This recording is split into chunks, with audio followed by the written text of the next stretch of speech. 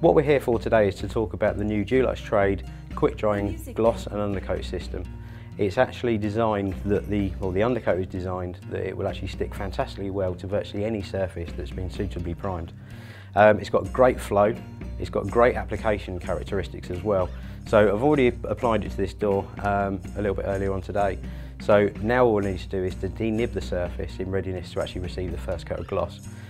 So just with a medium grade glass paper is to gently rub over the surface just to remove any atmospheric dust that may have landed on it during the drying process of the undercoat. But it's actually smooth enough as it is, so it might not even need it. If the client's already got a solvent-borne finish already on the surface, we remove that sheen level to a matte finish or as close to a matte finish as we can get.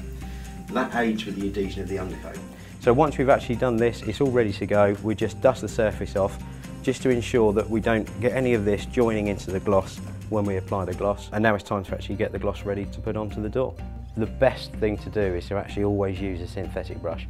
Now I've got a Purdy here which has actually got fantastic filaments, great with regards to the flag tips on the bristles. So not only can we get the paint onto the surface, but we can also ensure that the surface is nice and fine with very little, if any, brush marks at the end of it. First thing we've got to make sure is with any of the paints that they're fully stirred. If they're not stirred completely from bottom to top, you will actually find that the sheen level may differ slightly. So making sure that we actually get the bottom of the paint to the top of the paint to ensure that it's completely stirred all the way through. Once this is all stirred, we're ready then to decant into our paint kettle to ensure that we don't actually contaminate the main body of the paint. So I'm just going to decant some into here and then we're actually ready to go. So it's fully stirred, nice and consistent. Just to make sure we don't get any contamination, I do want to make sure I put the lid back on, or we might kick it over.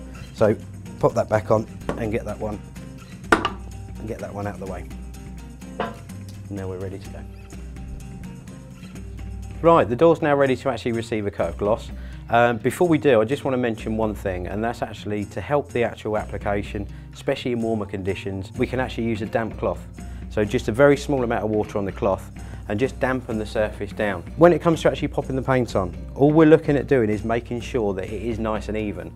So it's actually very simple to do with the synthetic brushes anyway, and the nature of the gloss. We could use a roller if we wanted to, a rad roller. Fabric would be the best one rather than a foam roller, just by ensuring that you apply it nice and evenly across all the surface. So my advice would be to actually lay the paint on to make sure that it is nice and even in all different directions first off, just to ensure that it's covered the whole surface that you actually want to paint.